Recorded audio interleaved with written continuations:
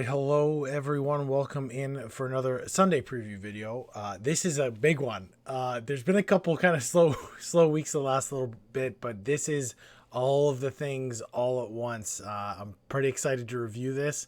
I saw some stuff online for it, just being like, this is wild. So let's get right into it. Let's watch this video. Oh, it's gonna be good.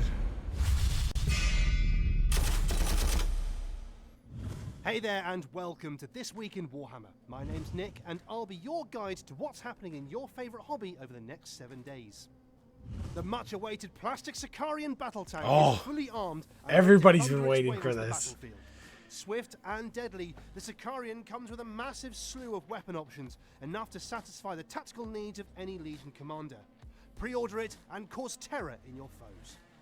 Stomping into the Horus Heresy this week is the Leviathan Siege Dreadnought with ranged so weapons. cool. Love this model. Variant of the mighty Leviathan, such a good dreadnought. Firepower to your games, with every weapon option you could need to blast your foes apart. If you fancy mixing and matching the weapons on your Leviathan Dreadnought, you can also pre-order the ranged weapon frame by itself this week, giving you plenty of options. I like that a lot. This week, all the most powerful units from the Age of Darkness box set become available to pre-order individually.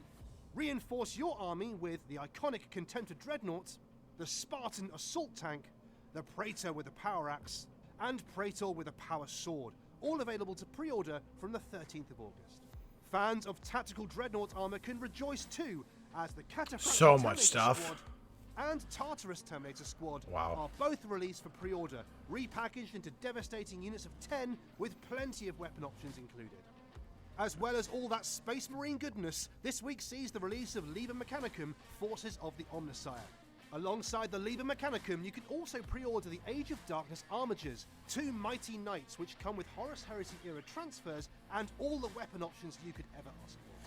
Meanwhile, in the Mortal Realms, Hexbane's Hunters arrive. These are such a cool unit. This expansion contains all the models and cards you need to field its aggressive warband in your games of Warhammer Underworlds, as well as a host of universal cards usable by any warband, and is available to pre-order on the 13th of August. New Elven allies arrive for fans. See, these are cool, actually. Battle game this week, as the incredible new Glorfindel Lord of the West gallops into view, and is available to pre-order from Forge World on Friday the 12th of August. Also available to pre-order on the same day are Rumil and Orophon, brothers and defenders of the world. I don't know. Devastating in combat, these two mighty heroes make a great It might be the to paint end scheme, but I don't know about these. Beautifully rendered in Forge World resin. Over at Black Library this week, there's a host of great fiction to get stuck into, all going on pre-order on Saturday the 13th of August. The teeth are jokes. lavish The teeth are mega jokes. of I'll give you Warforce that. by Mike Brooks comes with loads of tasty extras for the flashiest gits out there, including a copy of De Grot Boss's manifesto, a map, 6 numbered teeth objective markers, and even a car sticker for your very own Boomdacker Snazwacker. So make sure you're a speed boss and grab yours quick. Outgunned by Denny Flowers, grab this great new novel in hardback, ebook, and audiobook. If you're a fan of Warhammer Crime, make sure you get your hands on the Wraithbone Phoenix. Alec Worley's novel is available in paperback, ebook, and The crime stuff is fantastic. This week on Warhammer Plus, we're heading to the Mortal Realms with the latest episode of the animated series Hammer and Bolter. High in the peaks of Atramor, a horse tribe of Dark Oath warriors face a daily battle for survival in this episode, Monsters. Meanwhile, join Louise on Citadel Colour Masterclass as she takes you through techniques to paint spirit skin, perfect for no end of ethereal models in your collection. This week also sees Codex Militarum Tempestus and 2 more classic issues of White Dwarf added to the vault for your hobby reading pleasure. To stay up to date with everything... Alright, so again, there's lots of stuff here. So the big thing I think is the Sakarian battle tank. These will sell out. This is 100% going to sell out. Everyone wants these tanks. I want this tank. But I don't need it right away. I'll hold off on it, but it's just such a great model. It was one of the Forge World things that I think a lot of people always wanted to get but never did because it was a Forge World model, so this will fly off the shelves. The Spartan Assault Tank, people will grab this. I don't think it'll sell out, but it's just such a cool model. Between these two tanks, you can really kind of have a mobile force and just have it look really just crisp and just everything matching together. I love that with the tanks within the Horus Heresy. The Contemptor Dreadnought, again, It's okay. Like, if you really want an extra contemptor that's different from the ones you have now, you could grab one of these. But I'm always pro the Legion Dreadnoughts. But that's what, if you end up, I've seen some shots where it's like people have 5 of them and they have different loadouts and weapon options and stuff. But I'm like, maybe customize them a bit. It's funny when they're all matching. And then we get into the weapon sprue, which you can get separately, which again is great. I'm very happy that they're doing that. And then they show Leviathan Siege Dreadnought. One of my favorite models in all of Warhammer. I'll end up ordering one of these. I have one right now to paint. The second I paint it, I will want another one. But the big thing again here is getting the weapons separately, allowing you, for if you have some old dreadnoughts that you want different loadouts for, you can just get them in plastic now, put magnets on them. Really good idea. The Terminator squads, again, it's tough. The Cataphracti, for me, for the look, I like the sunk in features of them. Like, I like kind of the shoulder pads to the chest piece. I don't care for the arms. I think they're stumpy. And I don't care for the legs, really. But it's tough because the middle's so cool. Man, I don't know. It's if I got these, I would convert them so much. I would probably put them on different legs, to be honest. But I don't know. It's tough because I like the lightning claws a lot, but I don't really like anything else. But again, cool models. If you want to grab these now, having them available is really good outside the box. The Tartaros, I did not see this coming right away, but again, this is a cool mark of armor as well. I kind of like the general look of these more than the other ones, just because they're a little bit more dynamic. But again, just cool kits. Terminators, I'm always pro Terminators. You can get the Praetors out of the box. I'll probably end up ordering both of them eventually for conversion purposes. But again, I've seen a lot of really cool conversions. More with the Praetor with the sword in the air, especially where they turn the sword down and kind of have him decapitating people. Anyways, it really a lot of cool stuff you can do with these. The Iron Warrior upgrades, fantastic. I love Iron Warriors. These are heads that I really want to get. So I may break down and do a forward order at some point. The armigers are interesting because, like, with the Mechanicum in Horus Heresy, I like that. I liked the kind of the out there units that they had, the older stuff where it was kind of classic Mechanicum from so long ago where it's tech that they've lost. Putting the armigers in, they're eventually, I'm assuming, going to put the regular size knights in as well, and then it'll just turn into fighting knights in 40k and in Horus Heresy.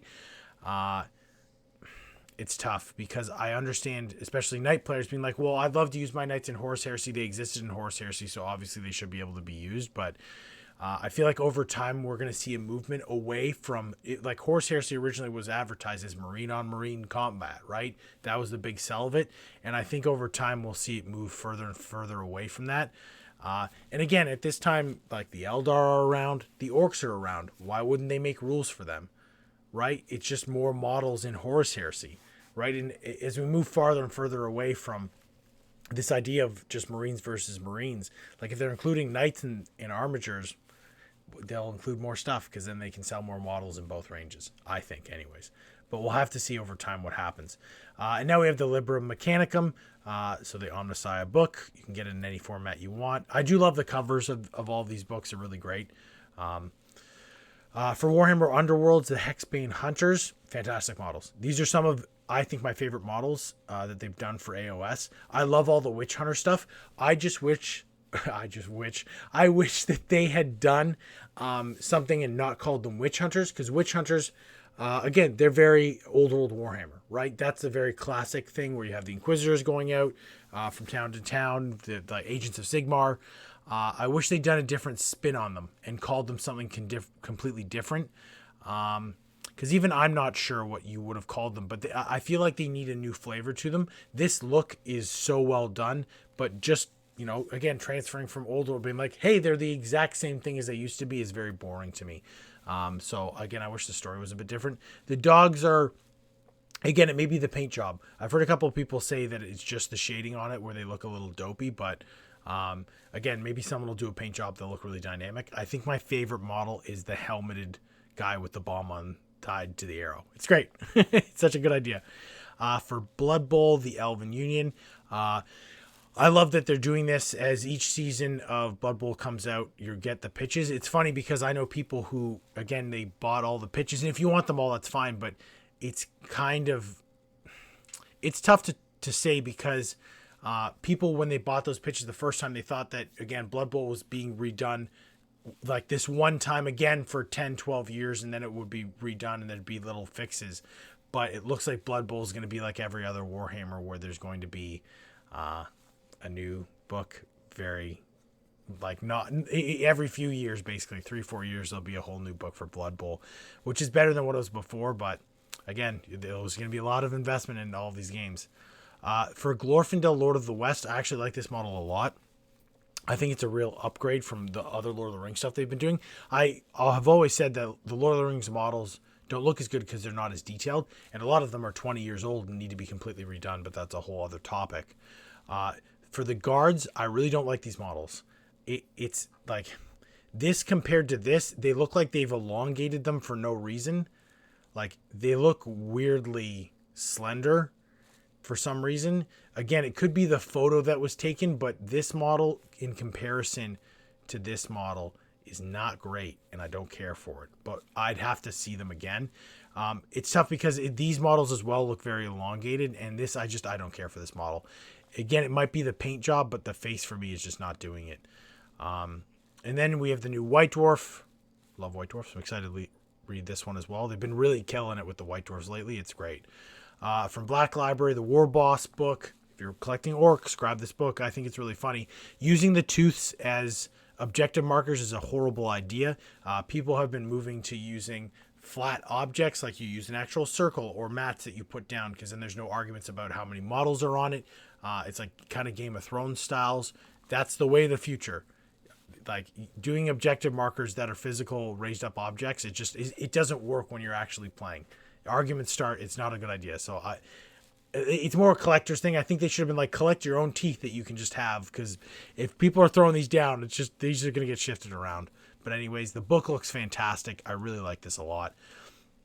Outgunned, I'm going to get it on audio novel. I am excited for this. I actually heard that this was a really good story, so I'm excited to listen to it.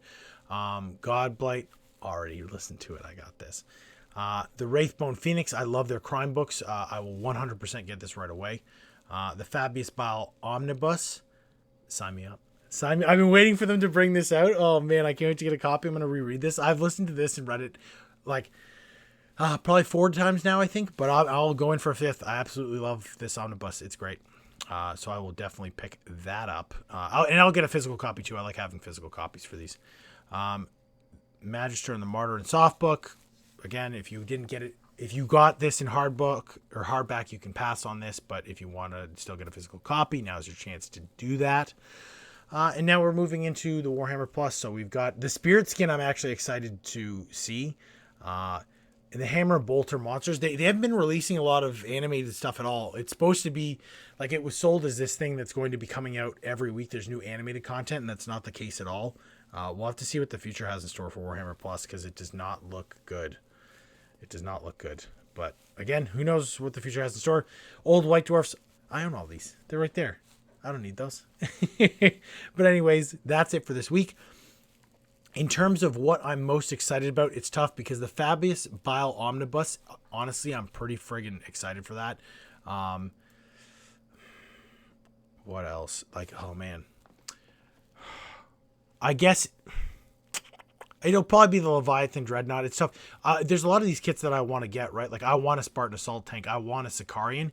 There's a ton of stuff coming out this week that is just really cool models that is going to look great in your collection. So, I don't know. I don't think I can pick something this week, but I have to.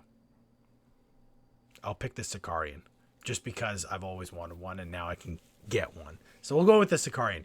Let me know in the comments what you're most excited for. This was an insane week. Like, this is stuff where I thought this would be a couple different weeks of releases. I'm very surprised they did all of this at once. It's a lot.